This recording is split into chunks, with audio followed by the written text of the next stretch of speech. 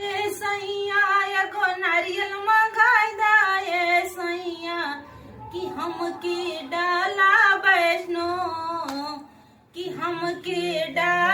वैष्णो मंदिरवा घुमाई दाए सैया कि हिंदू मौर्य। स्वागत करती हूँ दीपक चौबे ऑफिशियल के चैनल पे आप सभी दर्शकों का। एक छोटा सा और बहुत ही प्यारा मैं माता रानी का गीत लेके आई हूँ जो हमारे सोनभद्र के नाम से ये गीत बनाया गया है और हम लोग खुद लिखे हैं। और गीत कैसे लगेगा आप लोग कमेंट के माध्यम से जरूर बताइएगा और ढेर सारा आशीर्वाद प्यार दुलार भैया के चैनल को आप लोग दीजिएगा।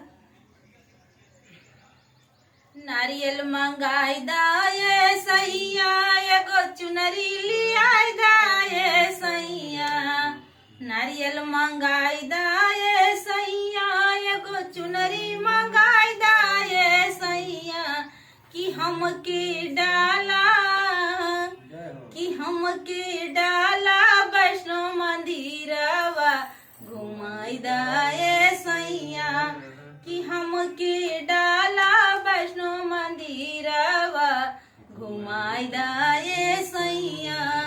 रोरी मंगाई दाए सैया फूल माला मंगाई दाए सैया, रोरी मंगाई दाए सैया फूल माला मंगाई दाए सैया कि हमके रावष्टगंज कि हमके यहरा भंडारी देवी घुमाई दाए सैया कि हमके यहरा भंडारी देवी घुमाई दाए सैया।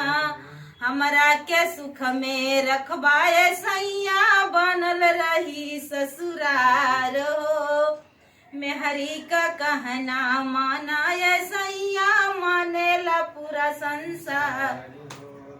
हमरा के सुख में रखबाए सैया बनल रही ससुरार हो, मेहरी का कहना मानाए सैया मानेला पूरा संसार हो।